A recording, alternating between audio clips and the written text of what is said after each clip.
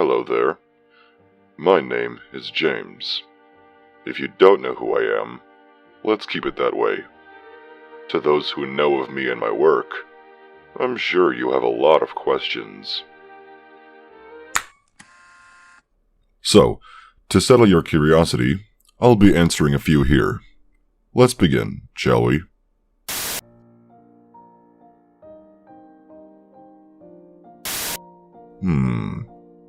Well, I would first have to find a way to actually get there. And no, I'm not going to seek salvation from that hotel to get there. But, if given the chance, I would like to speak with that Emily character. Subject 032 mentioned her a few times during our sessions. And if they see eye to eye on things, I imagine she would give me a well-informed perspective on things.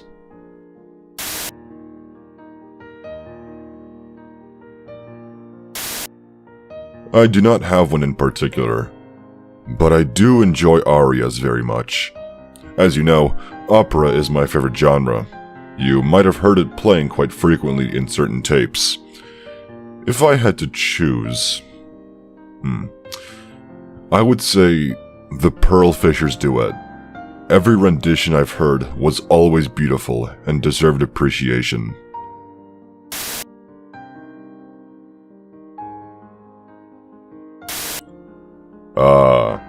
Well, there have been quite a few in my lifetime that I would deem as difficult. Although, it can come down to a few different factors. Either they irritate me and get on my nerves, or remain secretive and uncooperative. Sometimes both. In recent memory, the subject who has angered me the most is Subject 135. Uncooperative, rude, and started the rumors which nearly crippled my hand in the other rings. To the uninitiated, you might know him as Crimson.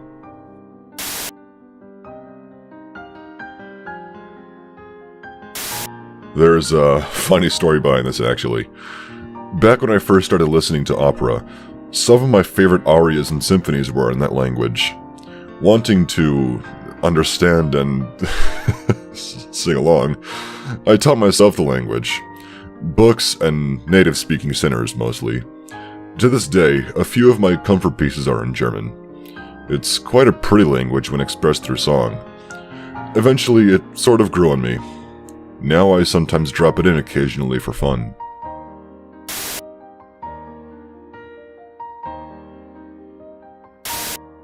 Subject 392 was killed while spying on an elite group of overlords, which included Subject 081, otherwise referred to as Zestial. Her death was somewhat of a surprise. She was usually careful, planned things out, but sometimes set aside caution in her excitement. I suppose that was her downfall. While I'm not saddened by her passing, it serves as a reminder to me and my associates how dangerous this profession can be. For those who are curious, her name was Veronica.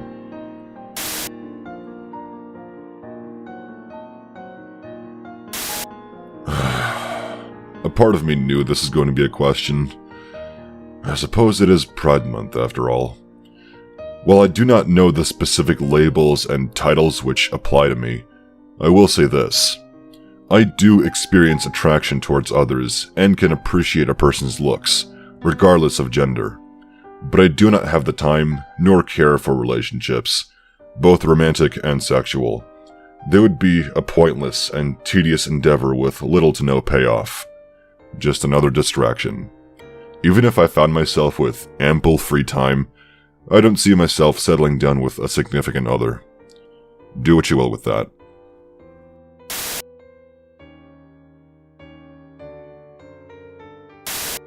Technically 2 questions, but I'll answer both. Don't tell my associates, but I've been here for much longer than they think. In truth, I don't remember the exact number of years I've been here. There were already immensely strong overlords present when I arrived, such as Subject 081. But I was fortunate enough to be here to witness the arrival of familiar faces, such as the recently redeemed Subject 038. And of course, Subject 021. As for my research, my mission, if you'd call it that, began about a decade or so after I arrived. I spent that time familiarizing myself with hell societal norms and many different cultures. Eventually, I began to take notes. A lot of notes. And when you know the city like the back of your own hand, you know exactly where you need to hide in order to see some pretty interesting things. It was only much later on did I begin to recruit others to my cause.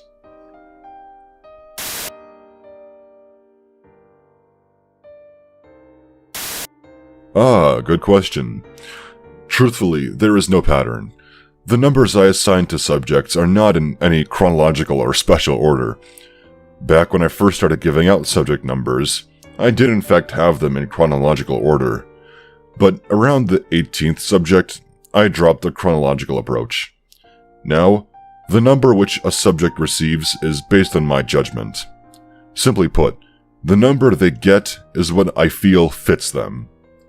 Although, if two subjects are related or can be grouped together, I do so for the sake of convenience. For example, the 7 deadly sins are all numbered subject 071 through 077. And this gives me more control over a subject's identity in my archive.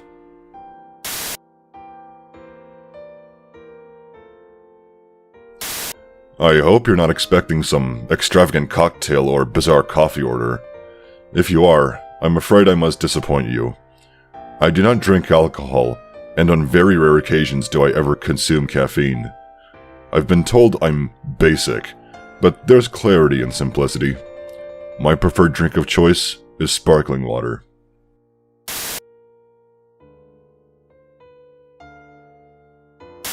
Another food-related question?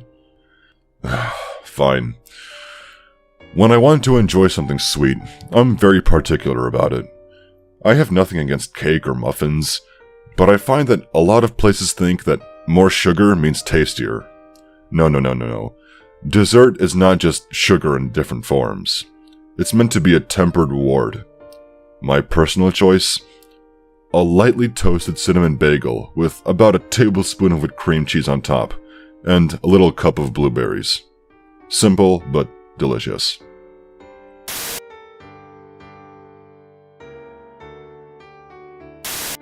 Well, there's many different variables to consider. How much I enjoy working with them, their efficiency, obedience. Taking all of that into account, I would say Subject 002. He's had a few hiccups here and there, but he continues to outperform all the others. All he needed was a push in the right direction.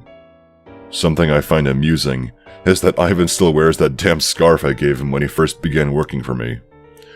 He also gave me something in return, but that's a story for another day.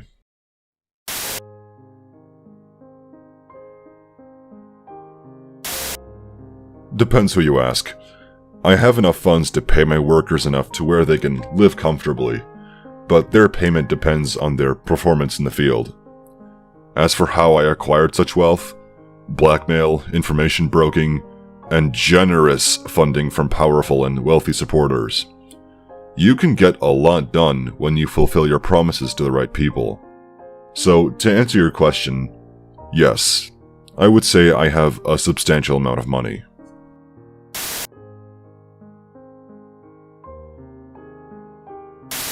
Yes. My injuries weren't too severe, but I had a few others take over for a bit while I recovered. Goes to show how even I'm not untouchable. Going forward, Cannibal Town will be reclassified as a black zone. My confrontation with Subject 098 served as the final straw to permanently close all ties with the place. Only time will tell what comes next. Especially if my newfound theories about Subject 098 are true.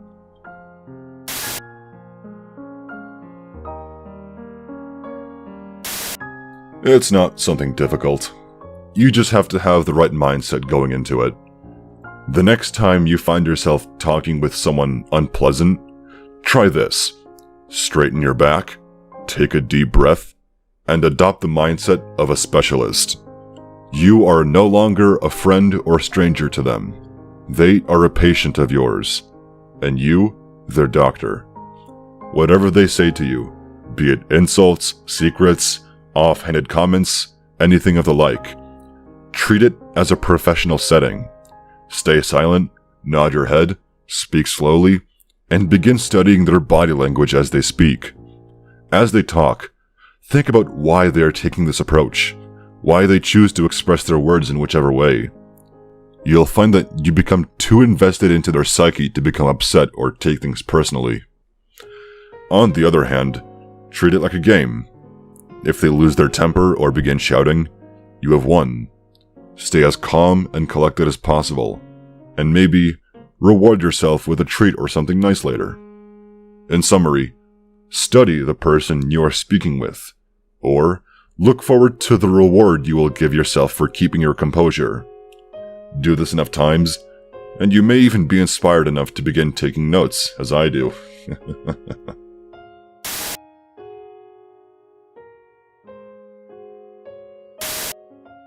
Excuse me? My attire? I'm not sure why you wish to know, but they're nothing fancy or extravagant. Just a simple gray overcoat and a black dress shirt underneath. Wait, don't tell me you're one of those cosplayers trying to copy my look. What, are you gonna ask me how I do my hair next? Even then, I couldn't stop you if I wanted to, I suppose. This is my usual outfit, but I change it up every now and then, such as that tacky suit I had tailored for my visit to Cannibal Town with Ivan.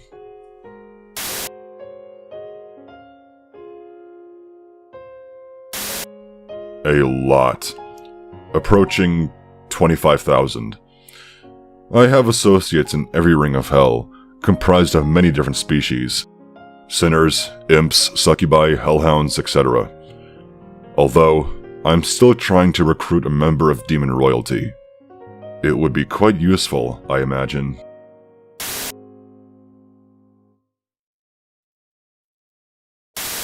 The only permanent address I have stationed in all of hell is the one on Borgo Street. That is where my living quarters, office, and laboratory are located. The only other one who lives there is Ivan. Everyone else in my organization has their own places to stay.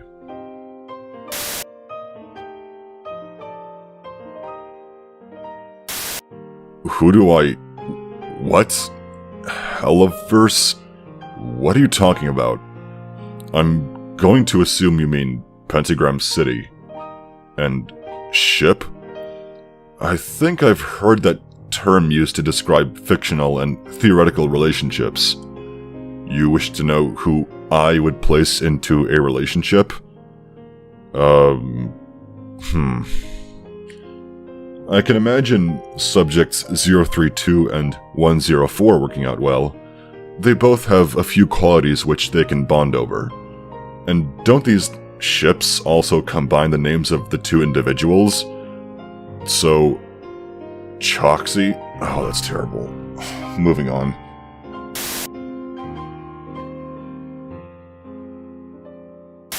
What are these questions? Yes, this is my normal speaking voice. Is it off-putting or something? I've been told it's soothing. Whatever the case, I'm content with it.